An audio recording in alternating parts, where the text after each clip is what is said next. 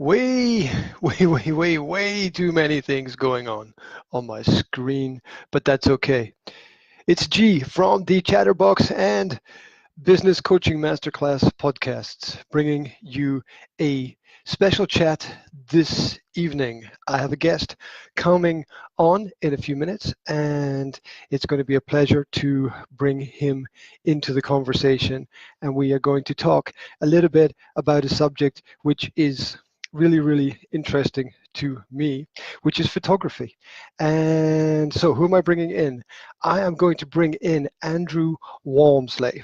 Now, if you go to his website, which is flogger.co.uk, that's PHLOGGER.co.uk, the information there about him is that his goal is to bring the visual ramblings of a middle-aged man finding his way in life.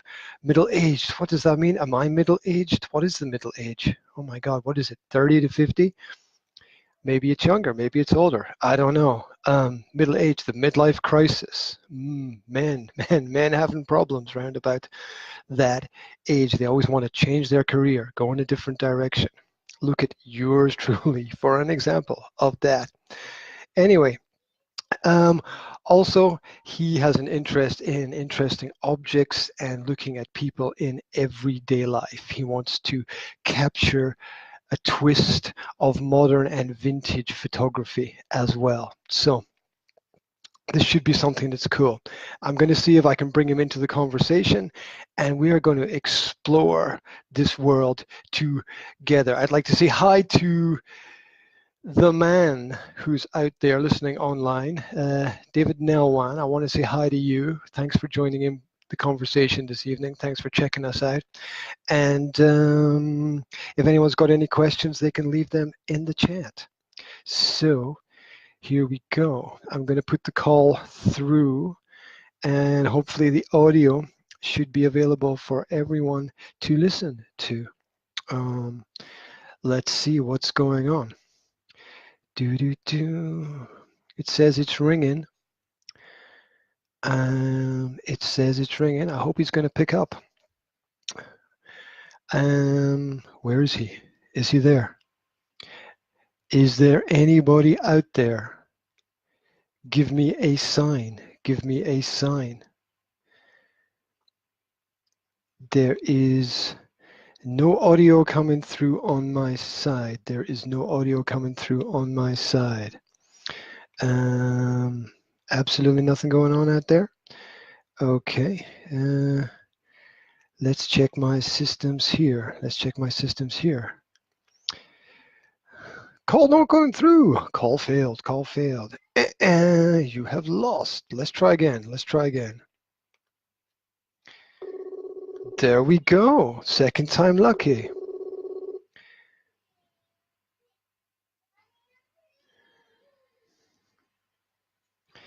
Second time lucky. Is there anybody there? Once again, audio not coming through. Once again, audio not coming through. Let's check the sound mixer. Let's see if there's something that we can do here. Can we change the sound settings a little bit?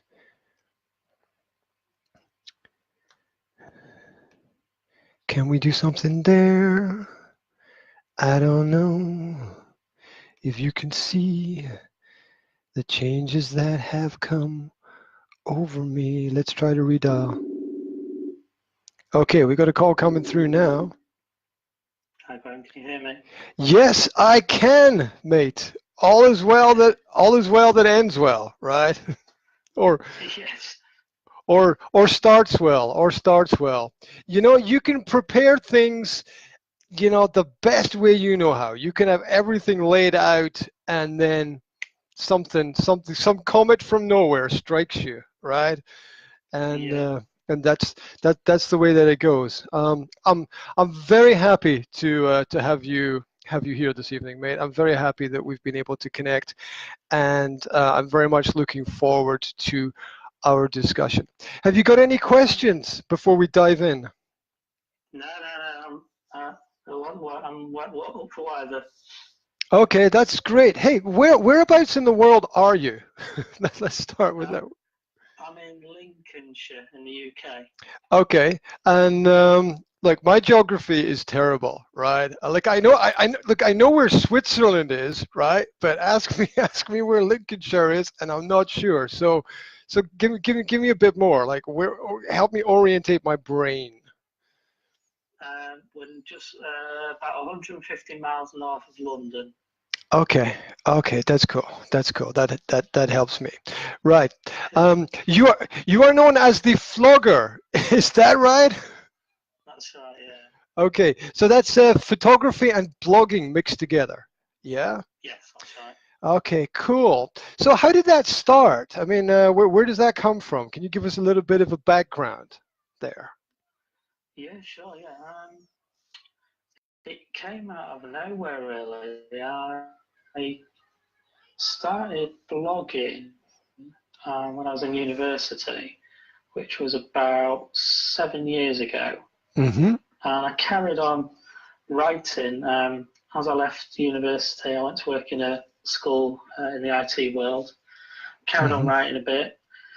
And then when I turned about 40, I decided to pick up a camera.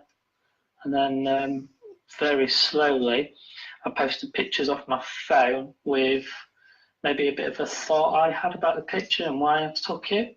Mm-hmm. Mm-hmm. And then that just sort of led into, well, maybe I should start writing about stuff. Mm-hmm. Yeah, absolutely. It makes sense. You said you were 40 when you picked up a camera? Yeah, that's right, yeah. Oh my God! So, what sparked that off? I mean, that's kind of a strange age to pick up a new skill, right? Yeah.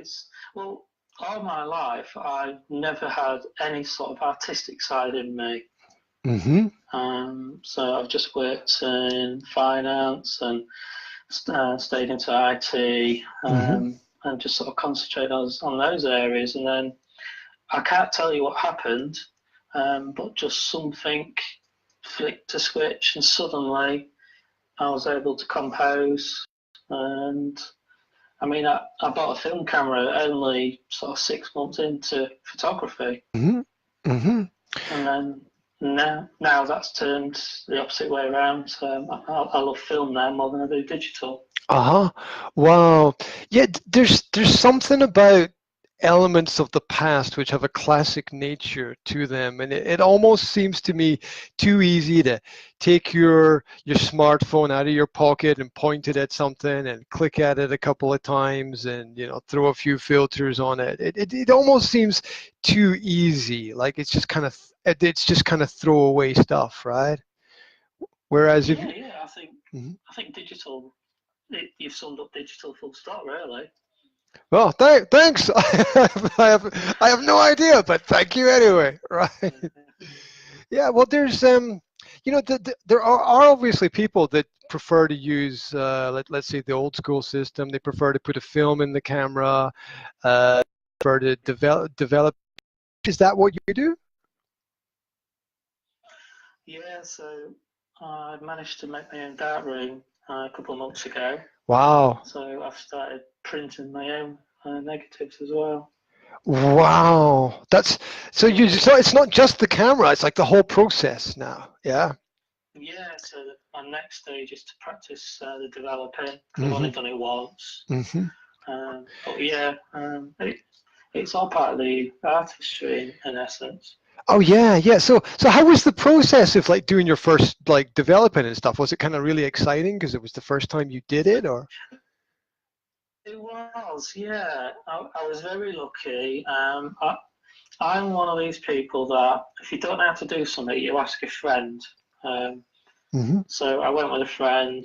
He was at university, so we went on a weekend, and he showed me the process and the place where you have all the filters. Wow. So have you done this like in the place where you live? Yeah. Is it in your home or this dark room? I did it Yeah, that's right. Yeah, it's basically an outbuilding which Mm-hmm. would have been a coal shed type thing in the past. Mm-hmm. So it's a small room, maybe Mm-hmm. 2 meters by 4 meters, something Mm-hmm. like that. Mm-hmm. One small window and a door. Uh-huh. Uh-huh. Wow. And so yeah, I have this imagination of these, you've got these trays with some kind of the chemical liquid in it, and you drop in the papers, the film into it, or how does the process work there? Just give me a quick overview. To be honest, yeah. I mean, it's a dead simple process. Mm-hmm. So all it is you expose the negative to a bit of light, Mm-hmm. literally for 3 seconds, 10 seconds, Mm-hmm. and then you do put in a chemical, and then in another chemical, and then another chemical. That's Mm-hmm. it. Okay. Wow. And then do you hang them up to dry and they develop, or? Yeah. So it's basically science. Okay. That's all it is. So you've got the light element. The amount of light you put in Mm-hmm. denotes how bright it is, Mm-hmm. how long you develop it for. Then your three chemical stages sort of roll onto one on each other. So it's like anything with science. You do the same thing, Mm-hmm. and then you get the same results. Mm-hmm. You Wow. just have to work out what works for you. Oh, that's great. I love the way you say it's just basically science. And when we live in a world where some people think it's still flat, right? So, what's what's Yeah. what's simple science to some people is rocket science to other people, right? So, Yeah, yeah. you know. Well, I came blind. I came blind to all this. Hmm. It's all very, very new. Hmm. I just go in there and try stuff and see what happens. Oh, wow, wow. So what do you think sparked it all off, if I can ask? Was there some event that happened, or what's the cause? I, I really have no idea. Wow. It, Or all it is, maybe this talent was like hiding in you like all your life, and it just never had an opportunity to express itself. I mean, I don't know. Did you yeah, do yeah, did you do some kind of that's right. did Yeah, I mean, did you do some kind of art activities like when you were like way back in school and stuff, or anything like that? no, I was rubbish. No, I I was was, rubbish at I anything. was rubbish. Well, you obviously did well if you got into finance, like as a career or something like that. Yeah. So, finance. You said finance and IT. Yeah. Finance and IT. Yeah. So is this creative side of you? Does that express itself at all in any of the work that you do through finance and IT, or is it just like a completely other part? No. No, it doesn't express itself at Yeah, all. it's like a different me in essence. Yeah. Oh, wow, So wow. I suppose I'm the same person, Mm-hmm. but yeah, the creative side is literally we get home from work. Mm-hmm. I eat, drink, sleep about photography. Yeah, I think that's the way to have a hobby, right? Go all in on it if you Oh can. yeah, I think if you can yeah, go all definitely. in. So I was checking out on Instagram some information, and it looked to me like you have two accounts on Instagram. Is that right? I've got 5. Five. So I'm missing.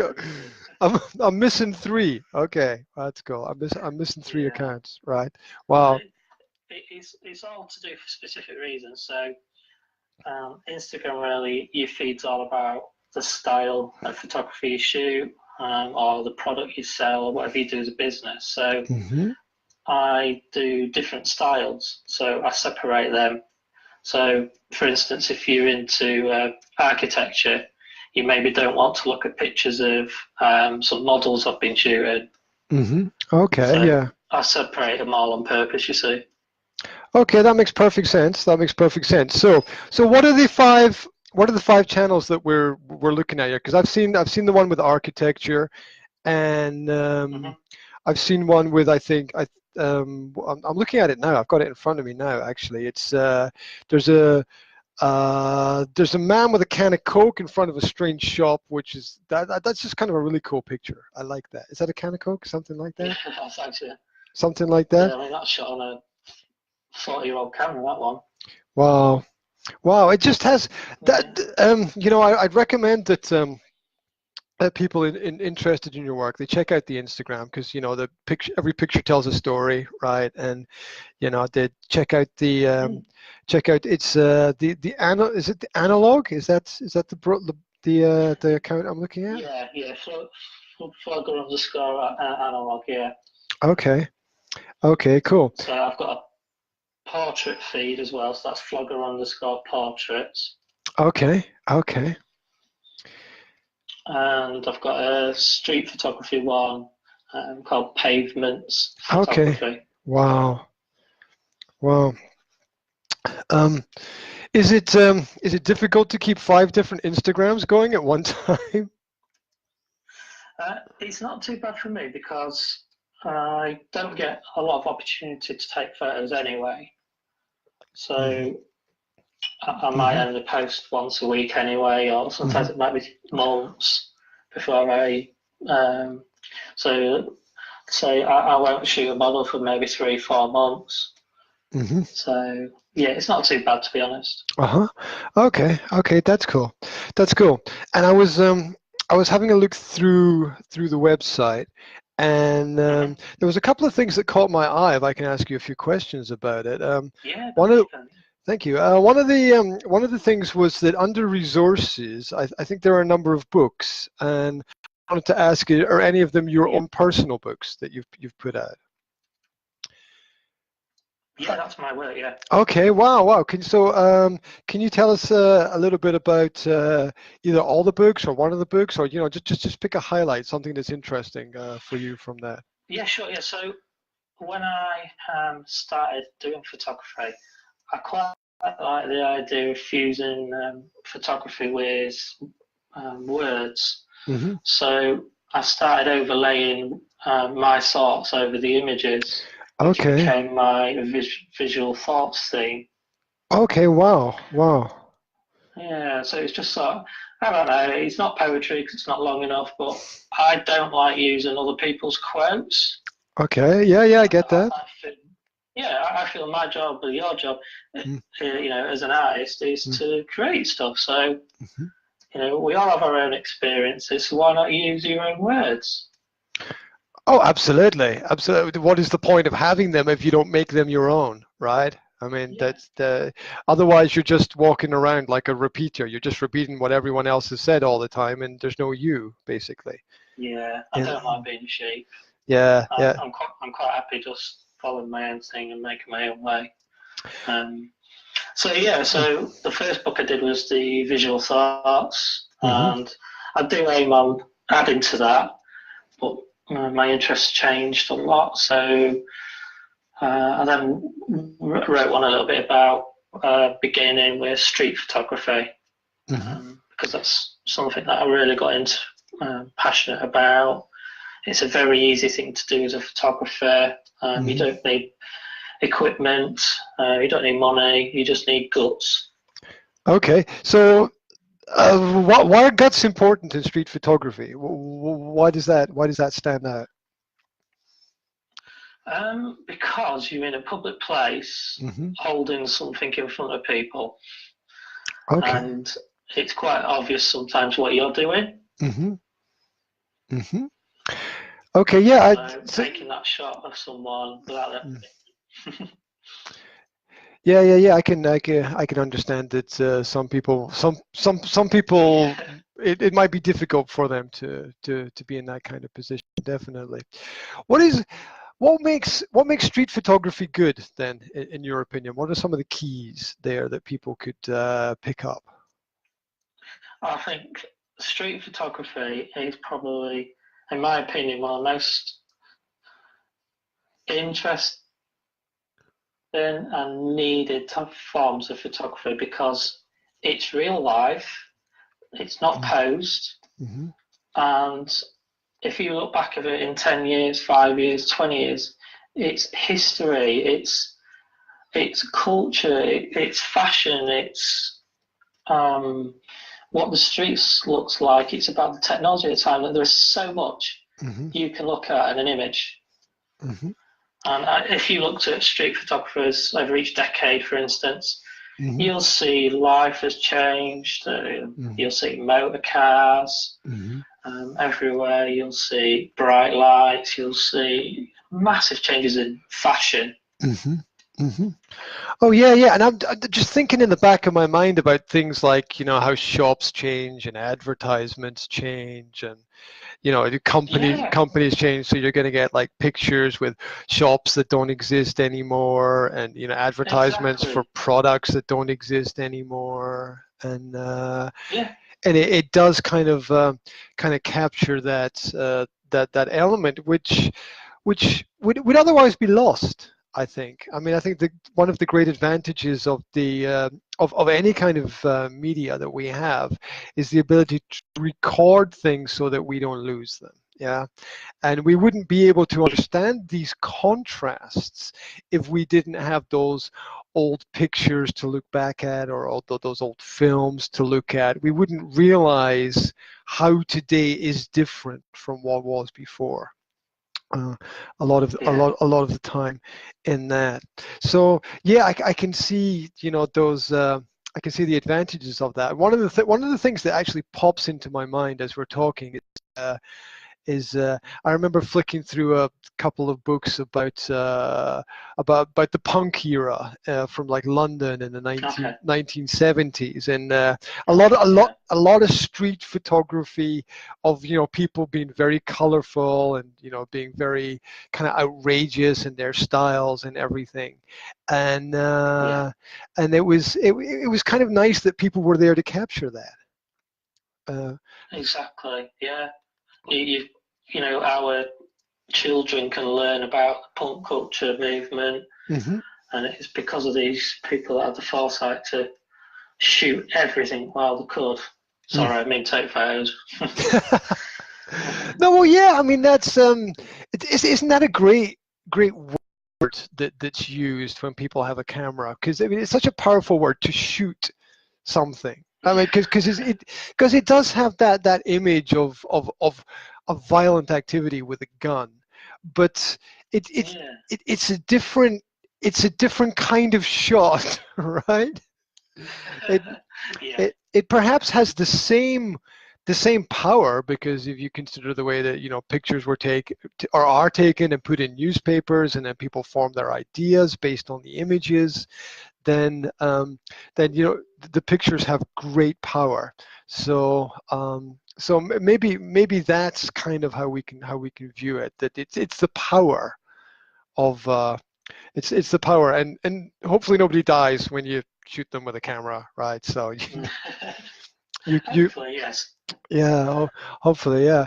And I you know, it's funny talking about punk. I'm just gonna go on a little sidetrack, but I remember reading. You know there was a British punk band, The Clash. I don't. Yeah. Okay, right. And I was reading years ago a book about them, and I think one of the final chapters was about a photographer who was taking pictures of the group, and it was their last ever photo shoot before the group split up, and the photographer was saying that the photographer was interviewed, and they were saying that they could see through the series of images that they took the breakup of the band. They said when they looked at the pictures, they could see the lack of unity and the resentment between the people in the band, the fact they were unhappy, they were not communicating with each other, and this was visual through the actual photographs that were taken. And the photographer said, I didn't realize it at the time, but when I looked back at the pictures afterwards, you know, in hindsight, it was obvious. And so, you know, the image is powerful. It conveys a lot to people. It's very powerful. And is there a third book that's there, if I remember rightly? Is it Project End? Is that? Sorry, Negative Journey was such a weird thing for me to do. So I came up with an idea of sending my camera off to a lot of strangers because as you can tell, I like interacting with people. So I stuck it on a Facebook group for photographers, and I got a lot of people interested. So I did it. We all had fun. We chatted on Facebook a lot, and I've actually become friends with a few of them. And everyone really liked it, so I tried to keep all the photos and little mementos I could, and I decided in the end to write a little book about it. Wow. And and which has led me to my next project, which is currently active. It's called Secret Project. I wanted to ask you about that because there's nothing more cool than secret, mate. There's nothing more cool, right? So when someone says, when someone says, I've got a secret project, it's like, oh, tell me more. What's it? What is it? What is it? What is it? Exactly, yeah. What is it? So what is it? What is it? Tell me more. What is it? I can tell you something. So it involves analog camera again, a film camera. Okay. Wow. It involves multiple people. Okay. And it involves multiple countries. Okay. Wow. But it is nothing like my last one. Okay. So the last one, everyone knew who was involved. We all chatted. This one, no one knows who's shooting next. Okay. And I've also done it so no one knows what they even have to shoot till they get the box with the camera in. Oh my. And even then, they can't take a picture of it and share it anywhere, because in the box there's, without giving away too much, there's minimal information in the box, but they have to do something and go somewhere with a password. Okay. Well, you've thought about this a lot. There's a lot of thought has gone into this, right? Yeah, I wanted it to be fun in the sense they're going to be using a film camera. Maybe they haven't done that in a long time. So it's not about getting a really great image. It's about the interactions we have with each other. Wow. And really what I'm actually secretly trying to do is to get people back shooting film. Wow. And what's fantastic about that is you get them to do it without specifically asking them to do that one thing, right? Because you're creating a project, you're involving more people, you're bringing in mystery and secrets, you're bringing in methods. You're kind of like they're being drawn away from what it is that you actually want them to do, but they will achieve it because of the system that you've set up there. Wow. Yeah. Wow. Yeah, it's exciting. It's the second photographer's got it, and I'm hoping it's on its way to the third one any day now as well. Okay. It will be a long-term thing, and it might not make it home. It could break. It could get stolen. Oh my God. Anything can happen. So. Oh my God. I'm prepared though. Oh my God. Wow. So does each person take just one shot, or do they take more pictures? There's a deliberate number of pictures each. Oh, okay. Right. Wow. That's, you know what's nice. What's also nice about that is you're giving yourself something to look forward to.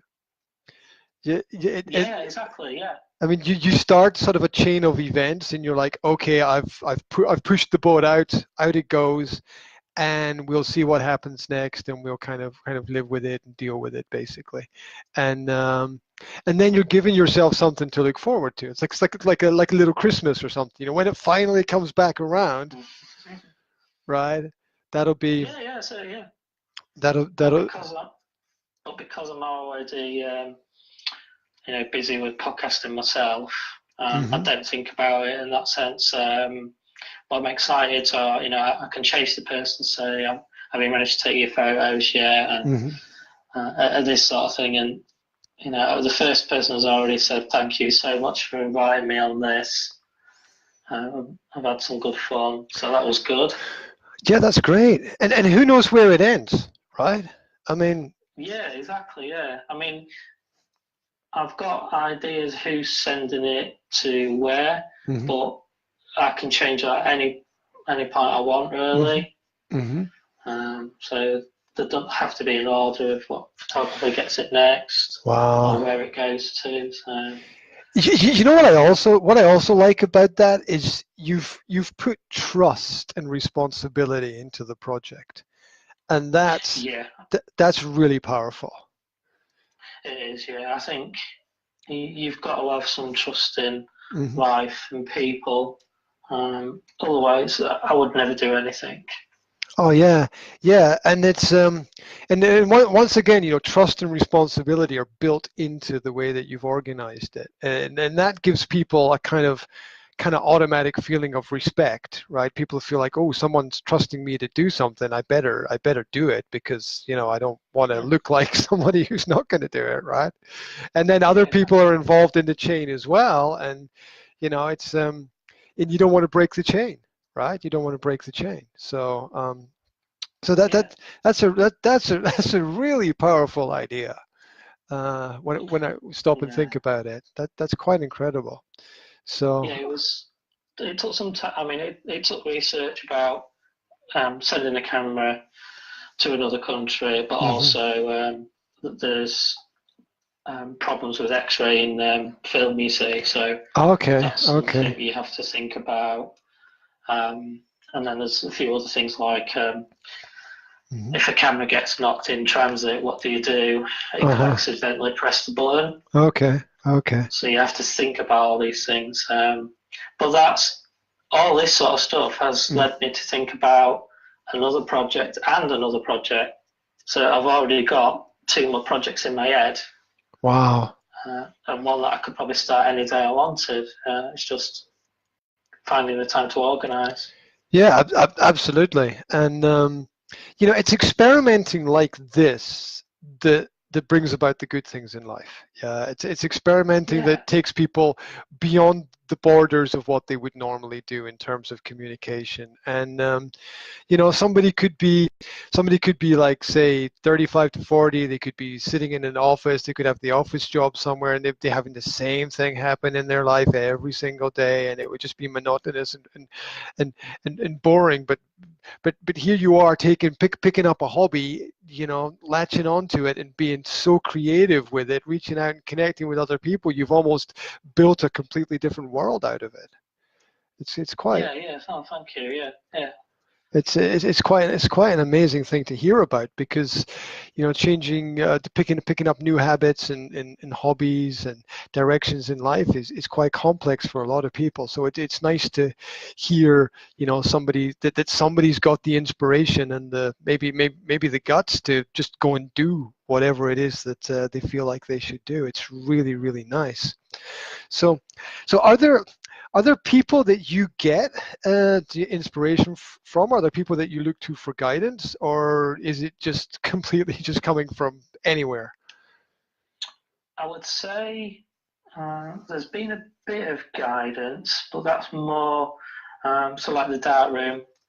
I was really lucky that a gentleman where I live offered to give me all the equipment. Wow.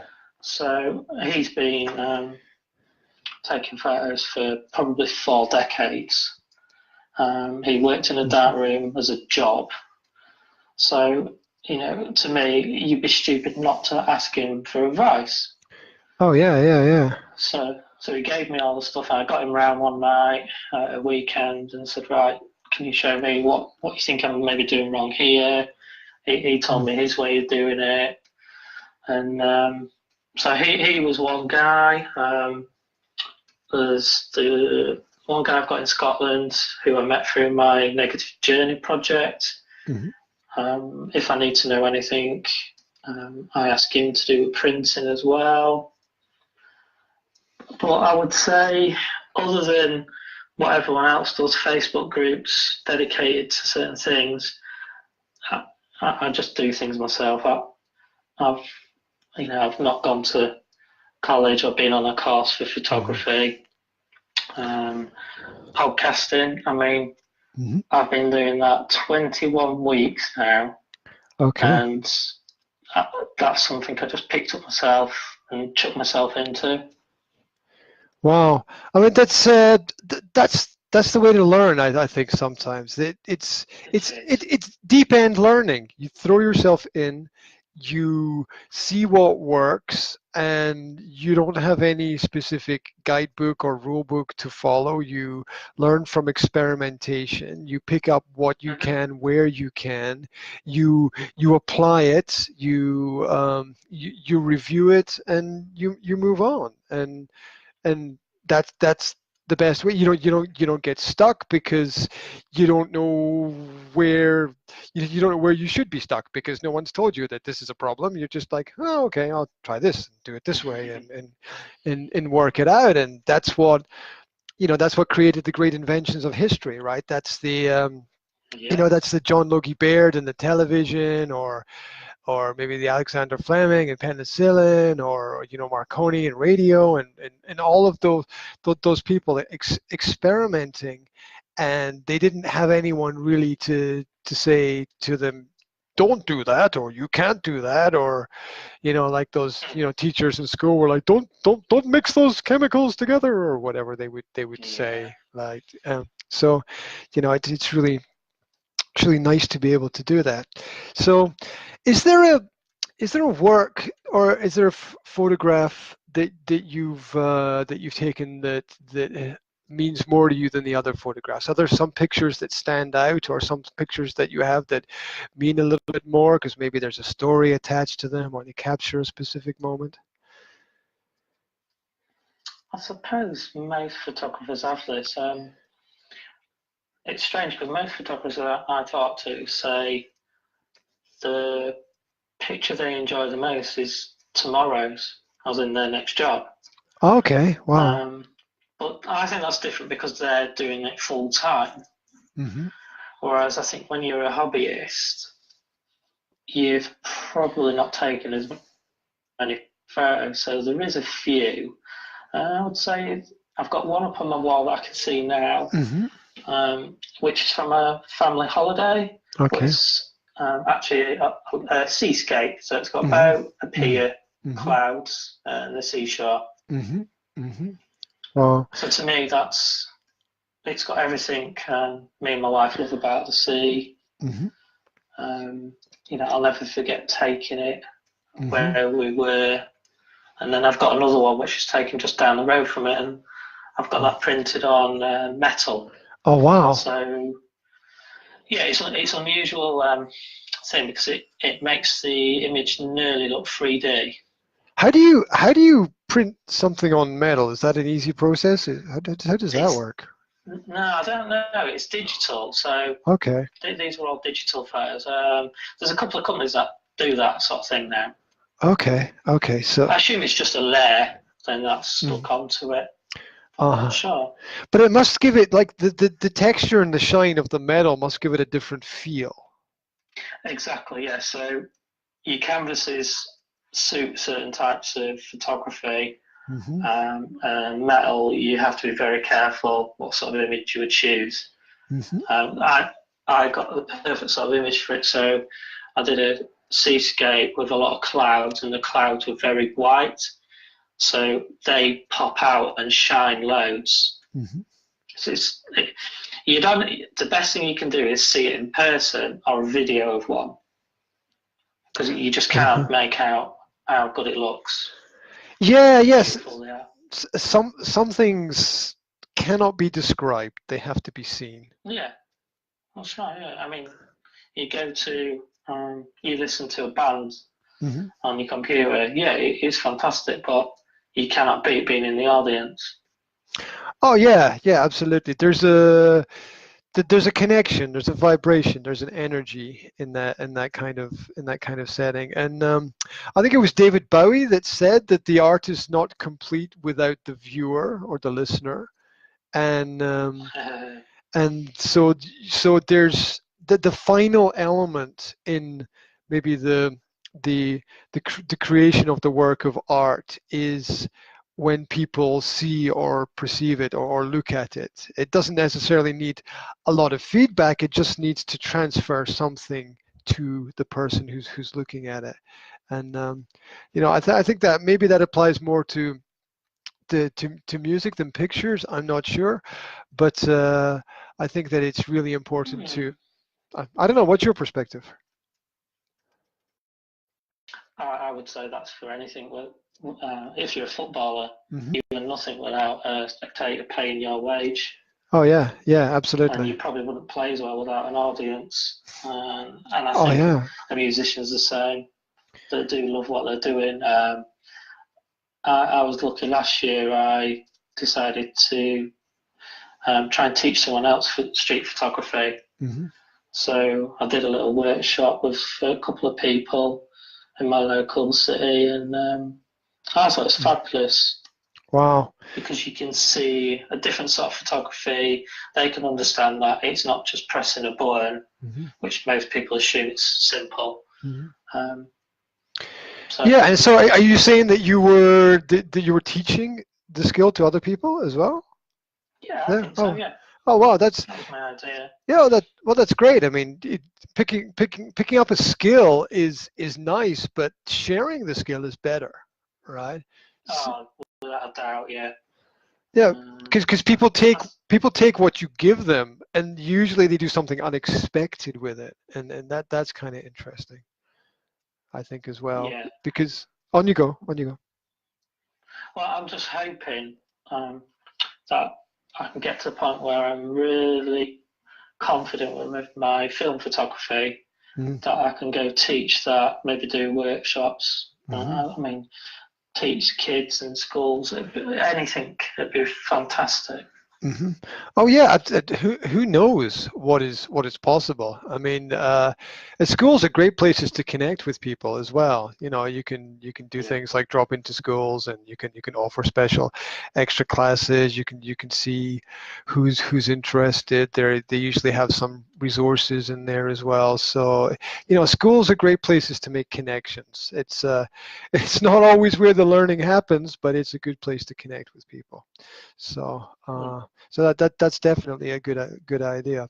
How have you found promoting the work that you've done? Do you do much or any promotion of it? I mean, how does that work in your world?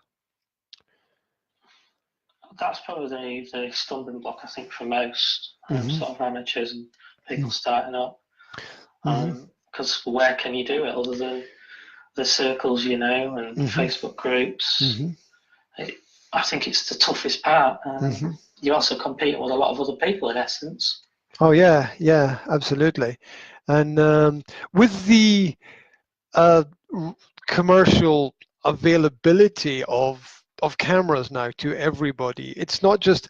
I mean, I'm not saying in the sense that everyone's going out taking great pictures. What I'm saying is that so many images are created that sifting through those images to find the good or great ones, you know, maybe even ones with stories attached, is just so difficult now because there's so much media out there. I mean, I just look in my you know, my mobile phone that I carry around with me, and I go, there must be like 1,000, there's at least 1,000 pictures in there, and 990 of them are pointless, useless, terrible photographs, and maybe 10 of them I'll keep. But there's a lot of creation going on, and when there's a lot of creation, it's really hard to sift through it and to, you know, to find the gold that's there.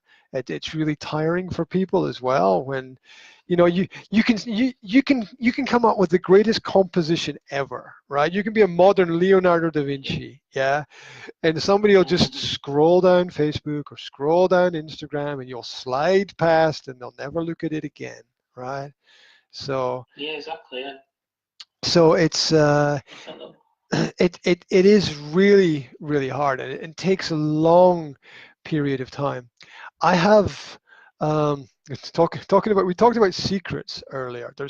There's someone in my family, can't say who is how can I say, how can I put this out there? I put this information out once before, and I ended up in trouble because of this. So I can't, so I can't say exactly. Let's just say he is the world's #1 photographer in a certain genre.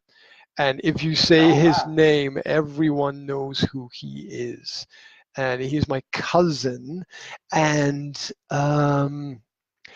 I know that I know a couple of things about him. I spent a bit of time with him. And, the two things stand out. The first is, something similar to to how you look at things, right? I mean, he prefers using the older style of cameras with film. He just says to him it's more real, yeah.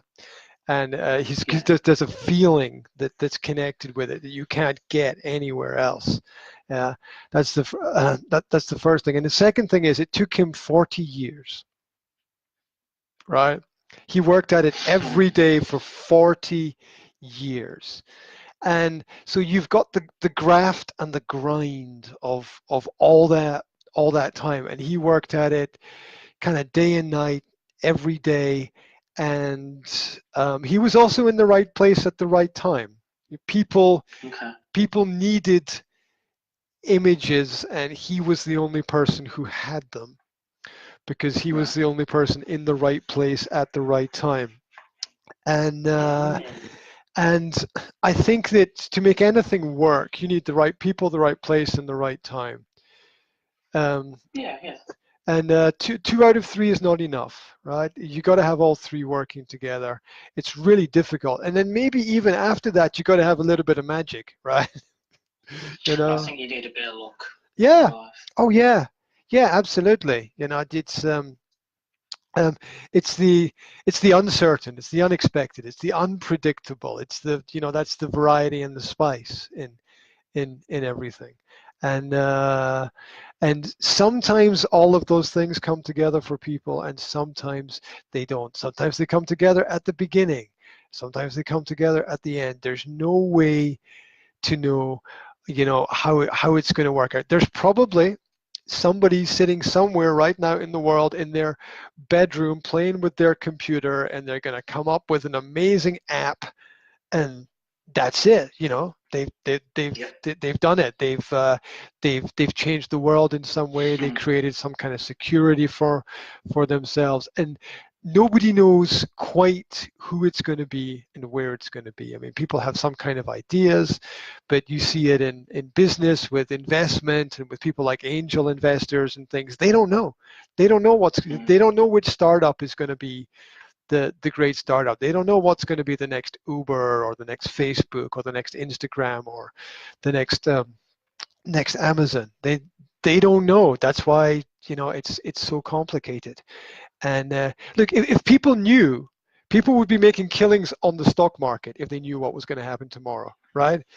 Exactly, yeah. Yeah, people would be in there and putting their money down and investing and coming out with fortunes, and that's not happening because there's a variable element that just can't be controlled in things. And the only thing that I've recognized personally is that if you stop and you give up, you've got no chance, right? So that's true. Yeah. I'm probably there most weeks. I feel like that. Yeah, we always feel that we want to stop, and like the old story is that the gold miner never knows how close he is to the gold, right? It could be one more day, it could be one more minute. You just don't know. You just keep working away. You keep enjoying the process, and hopefully, as a result, something worthwhile is going to come back to you from what you do. It's there is no magic formula, and a lot of us are kind of how can I say, trapped in the mill, right, of just going round and round and sort of unable to find a way through because it is like that. But I think we have to understand that the world is much more complex than we think it is, and anybody can make a success anywhere at any point in time. I mean, and there are thousands, maybe hundreds of thousands of different worlds within the world that we live in. For example, I picked up a newspaper today and opened it and realized that, just pick up any newspaper anywhere and read it and go through it and see what people are doing. It's quite incredible. And people you've never heard of, people you've never thought about. I picked up the business and finance section of the local newspaper today, and I looked at it and I was just blown away by what people, like two women on some Scottish island have started their own distillery, right? And this is like, I'm like, wow, that's kind of cool. And then on another Scottish island, somebody's like, I don't know if you can import cows to an island. What do you do to an island? I don't know. Anyway, they brought special cows onto the island so that they could have a dairy producing milk for the people on the island, and it took them 5 years to get permission to do it. Wow. Yeah, and just to provide milk for the people on the island, right? Jesus. Yeah, and they worked at it for 5 years, and all these struggles that people, and I just learned this. Like, I was just like, I wonder what's happening in this part of the world. And I'm like, oh my, look at what these people are doing. This is, these. Scottish blood. Yeah, stubborn or crazy. I'm not sure which one it is, but yeah. But yeah, I mean, I got one of my clients runs a chocolate company in Slovakia, which is one of the best chocolate producing companies in Europe right now. Not the biggest and richest, but they've won all the awards across Europe, right? And having a chocolate production company in central Slovakia is actually insane, right? It's actually, it's just an insane thing to do, but it's successful, right? And so, and he's and now because of that, he's buying areas of rainforest to so that he has a secure crop of cocoa beans for the chocolate for the company. And I was talking with him, and I was asking him, could you imagine that you would be doing something like this? And he said, no, never. I said, it's just one thing leads to another thing, and you don't quite know where it's going to go.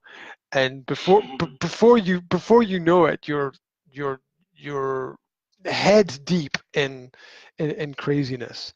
So there's a lot of great ideas out there, and it's the people who don't stop. They keep moving forward. I think that have some level of success. There's even what else did I read in the paper? I read that there was a group of local teenagers with setting up some kind of motivational event to empower other young people to follow their gifts and dreams and make things happen. And I'm just like, wow, Yeah, that's great. So it's hard to keep going when you don't know what's going to take where, what's going to catch where. But I always like the saying by there's a sort of motivational speaker business guy on the internet, Gary V, and he always says that one is better than none. He says go with that philosophy. One is, if you can influence one person, if you can transform one person, if you can change one person, it's so much better than not influencing anybody at all, and so worthwhile. That is definitely it's definitely worth the effort. And I was looking through some of your pictures on the analog vlogger on Instagram, and I loved the way that they just captured scenes. I love the way it's. I think that there's a story in there, right? I think that in each, I can't say that about every picture that I look at, but yours seem to, when the picture seems itself to ask a question to you as you look at the picture.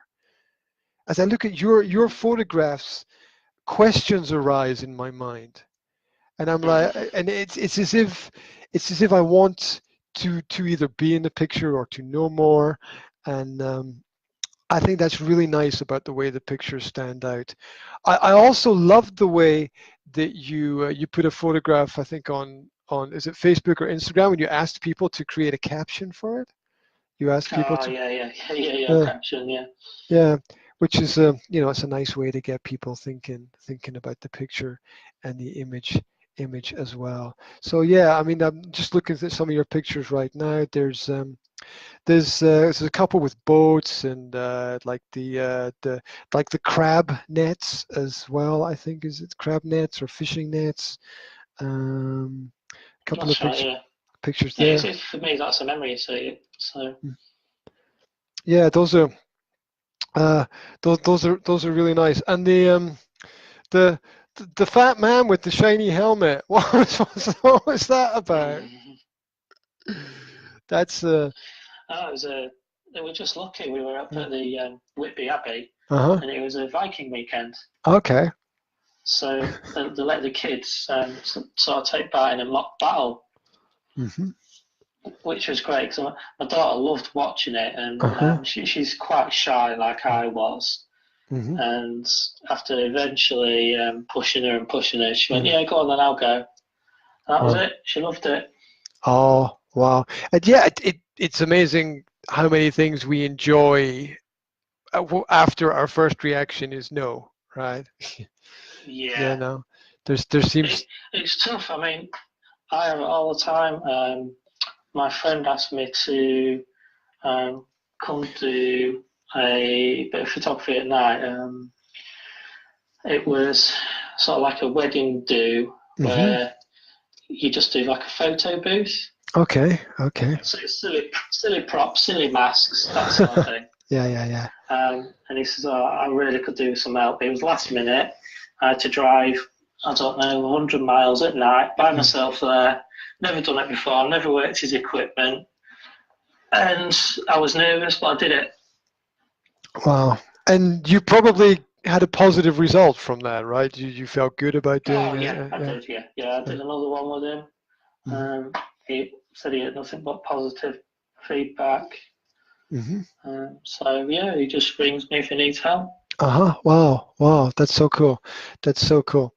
Have there, what have been the greatest challenges for you within doing the photography? I don't know if there have been, but Many.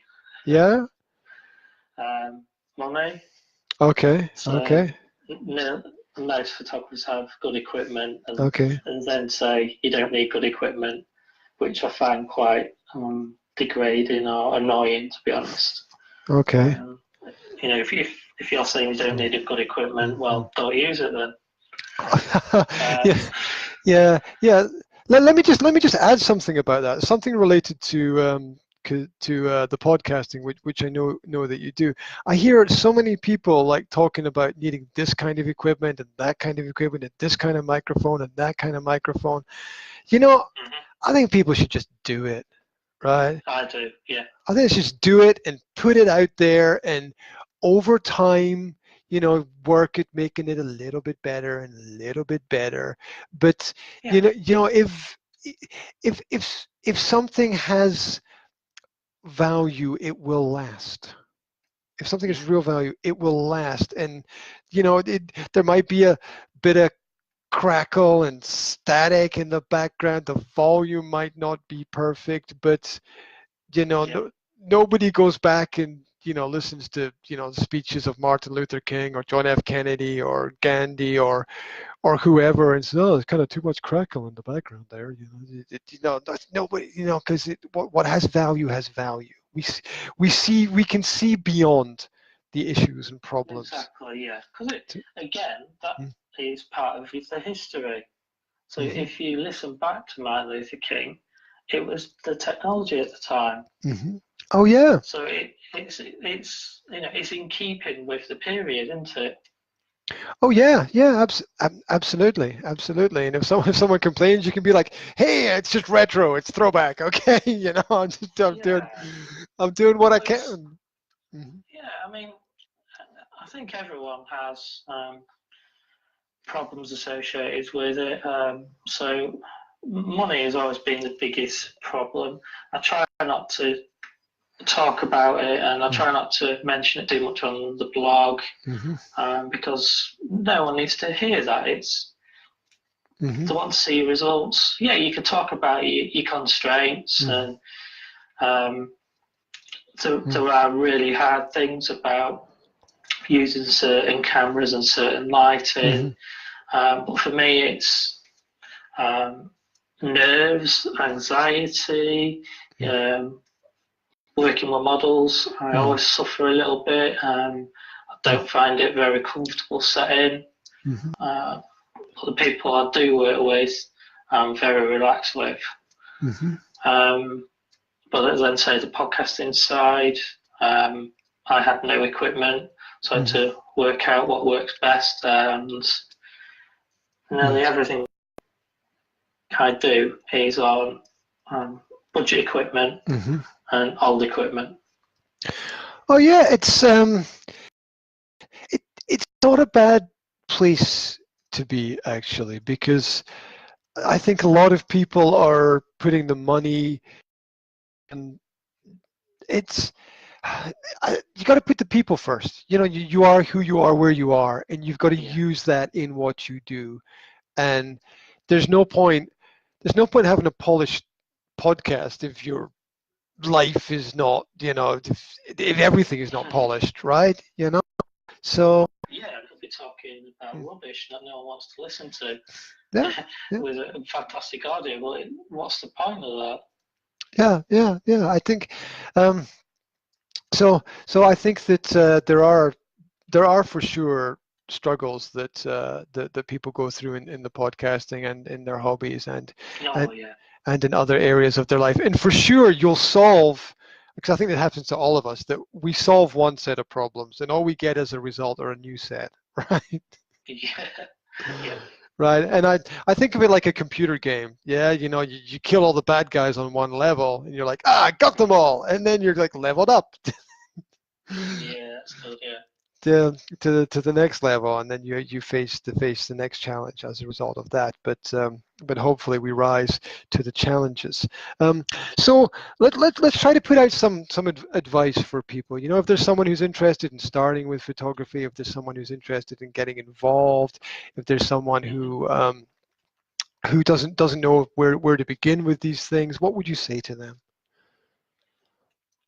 Buy any old camera and practice. Yeah, there's no substitute for practice. It doesn't harm looking online at courses. I think the biggest problem you'll see is you'll see these people using amazing cameras, and then of course you'll want to buy them. So you're probably better off taking advice off a photographer you know, or as a friend of someone, and getting in touch with them, or reaching out to myself. I never mind helping anyone. Oh, that's great. That's great to hear. Where can people contact you then? How can people get in touch? I will probably say just go to the website vlogger.co.uk. My email's on there, my links to social media are on there, the podcast links, everything's there, to be honest. Okay, that's cool. It's nice to have everything in one place, and also you're on the social media as well. So that's Facebook, Instagram, LinkedIn, probably. Yeah, I'm old enough, so I remember everything being launched, including Google. So yeah. I know how that feels, mate. I know how that feels. Yeah. I remember. Like I remember, not having a mobile phone and not having an email address, and the glory days, mate. The glory days. Wow. Yeah. Absolutely. Simple life, that's for sure. Yeah.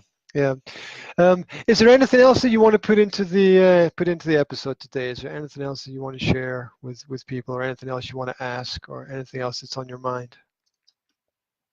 No, I think I would just say people check out the podcasts. They'll see the podcasts are not about me at all. They're about guests. I try and get interesting people on. and I do quite a unique thing with my random questions, which I always have a lot of fun with. Mm-hmm. And the other thing I've started doing is also asking for a recommendation for the next person. Okay. So whoever is the guest, you ask them for a recommendation for somebody else. Yeah. Yes. Now I've spotted a little bit of a mathematical problem here. Okay. If I interview more than one person a week, Yeah. that's 2 extra recommends per week. Okay. Which then will turn into 4, then that'll turn into 8. So I'm already wondering how I can not sleep. Yeah. And there's probably so many people out there that it would be interesting to talk to as well, and there's just not enough time, right? Yeah, and especially being a dad, it's very limited time in what we can do, and I don't try and concentrate on the country we're in. I try and concentrate on anywhere in the world. I want it to be about people and whatever they do. So it's been interesting talking to people in like Australia and America. But it's great. I love it. Oh yeah, I mean, technology has given us this opportunity to reach out, touch, connect with people, to share ideas, to listen to challenges, to listen to problems, to be able to give advice, to support. It's been fantastic from that perspective, and I enjoy the same thing that you enjoy. I enjoy connecting with people who are far away, maybe. As you said, somebody's in Australia, maybe somebody's in Africa, maybe somebody's in Indonesia, and they can, they just give you a different perspective on the day. I think they give you a different perspective on the world. It reminds us that there's so much more going on out there than we can ever be aware of. And who knows where it'll end? Maybe you connect with somebody, maybe you plan a trip there, maybe they come here to wherever you are. Who knows where it ends, right? Who knows where it ends. So hey, I want to say that this has been absolutely fantastic, man.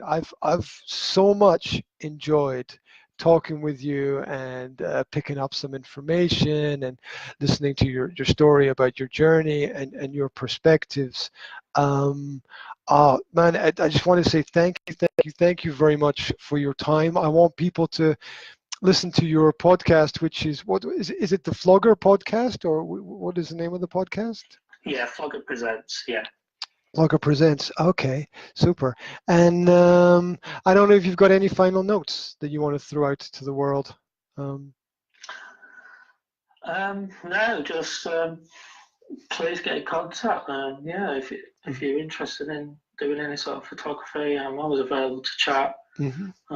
I eat, sleep, and everything photography. So please reach out. Even if I don't know stuff, I might put you in contact with someone I do know. So okay. And obviously, big thanks to you, Graham. It's been great talking to you, and it's quite a privilege and interesting that someone wants to interview me. So, well, people are fascinating, and yeah, definitely. I don't think there's anyone that I haven't learned something from. Something. Yeah. And that's what's key to me. Key to me is getting an opportunity to for a short period of time during my day to see the world through somebody else's eyes, and to listen to their experiences and to reflect on that a little bit, and maybe integrate their positive ideas somehow into my own life as well. That would be great. So that's how it all works out for me, man. I want to keep in keep in touch with you through Instagram, and I want to like follow your work through Facebook. So if something's happening, just pop pop up a little note on there for me so that I can keep Sure. following what you're doing. Obviously, we can't connect with everybody all the time, so like life is complicated. But it's Of good. course. It's good to know that people are okay, and if someone's got a question, that they can ask the question, and get some support with that as well, because we all need to we all need to chip in. We all need to help. So, man, it's great. I'm gonna hang up the call here, and then I'm gonna do a little bit of a finish on my Facebook.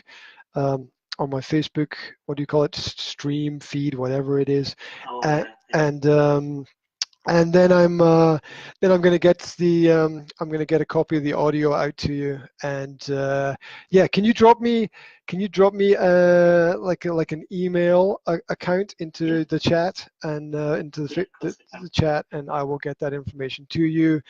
If there's anything else you need, let me know. I'll be happy to try and support you with it.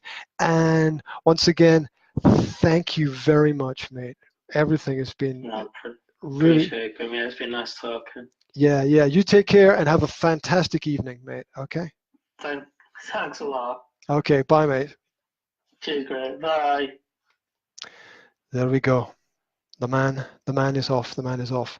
So, yeah, if you want to catch up with his work, what an amazing guy. If you want to catch up with his work, it's flogger.co.uk,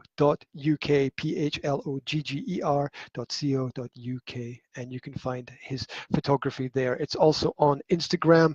Follow him. He has 5 different Instagram pages, so follow those. Quick shout out to people who joined in the conversation online. Thanks again to David and Melissa.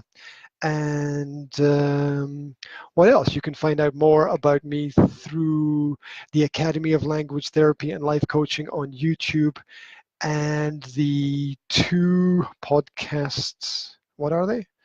Business Coaching Masterclass and Chatterbox. There's a lot of other stuff going on out there. Feel free to reach out and connect. If you want to be interviewed, then let me know. I got up at, let me tell you something. I got up at 5 this morning. I got up at 5 this morning. It's now 9 this evening. It's after 9. And I am, no, I'm not oh, there's something crawling on my arm. Oh my God, look at that. Ugh. Get off, get off. There we go. Um, I'm not the Duracell bunny, right? I'm not the ever ready supercharged all the time. So I got to find ways to keep going. This evening's sponsor has been this. Yes, the color is red, but we're doing this in black and white. That's what I've been drinking. Um, don't recommend it. I don't recommend it. Although apparently, if you've got stomach problems, that's good for cleaning you out. But there you go. That's one of those things. Um, what else? What else do I need to inform people about? More's coming. There's always more. There's always more. The tank is never empty, as they say. Um, if there was some background noise today, it's because the kids were going in and out. Can't can't stop that. And that's about it. That's about it. There might have been a few audio issues at the beginning. I will try to iron them out in the future. You know what it's like if you're doing this stuff online and it's just one person and you're trying to sort out 3 or 4 different things. Sometimes the brain goes and things don't quite work. That's the way it goes.